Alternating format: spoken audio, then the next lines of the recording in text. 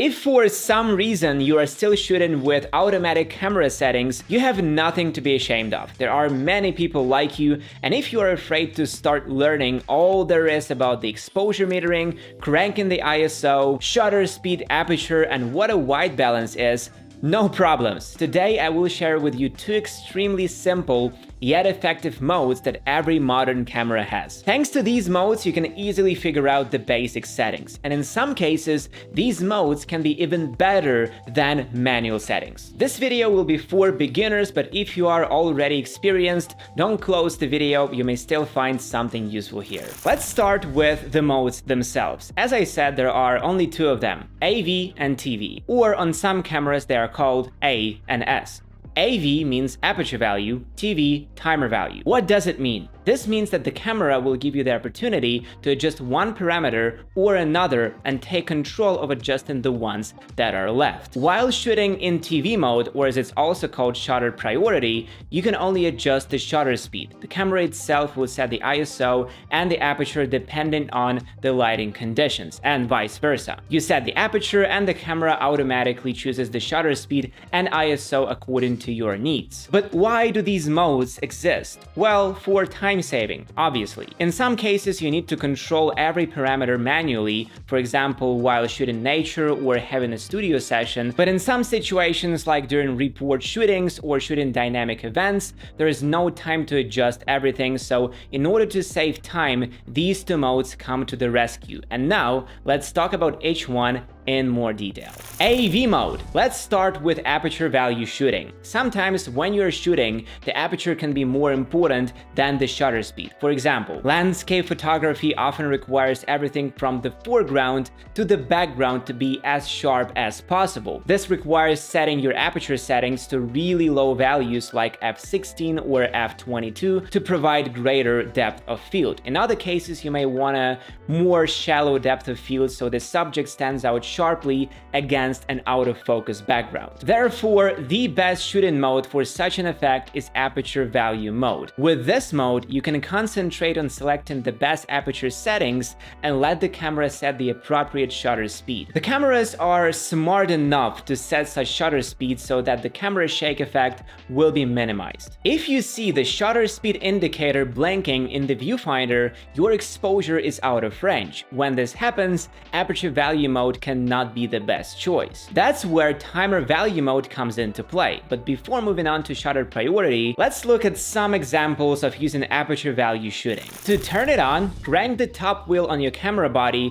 It basically is auto mode, but with more understandable settings. If you want to blur the background, we open the aperture. If we want a crispier, more focused background, we close it as much as the camera allows us to. You see how the camera compensates the settings as I change the aperture? It's really smart and helpful. And most importantly, regardless of the mode you shoot with, regardless of the shutter speed or aperture it sets, post-processing is by far the most important thing that can happen to your photos. And if you have been shooting in auto mode right until now, there is a chance you still haven't found the right photo editor. If that's true, I strongly suggest you check out PhotoWorks. This is a simple and intuitive photo editing tool with a huge number of simple yet functional features. You can crop images, make basic color corrections, play with curves, add various filters. PhotoWorks even has AI for retouching and editing. For example, background removal now takes only a few seconds,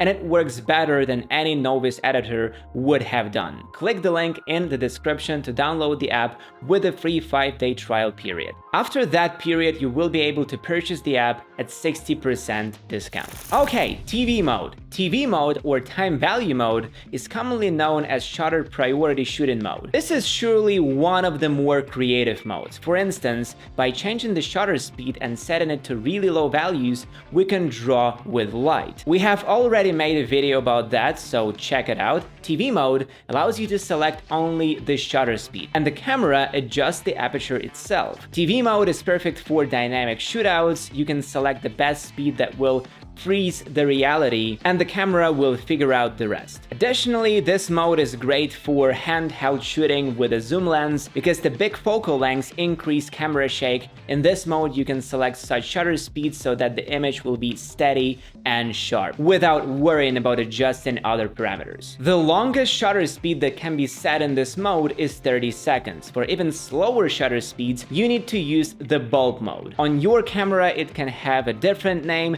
but on Canon's, it's a bulb mode.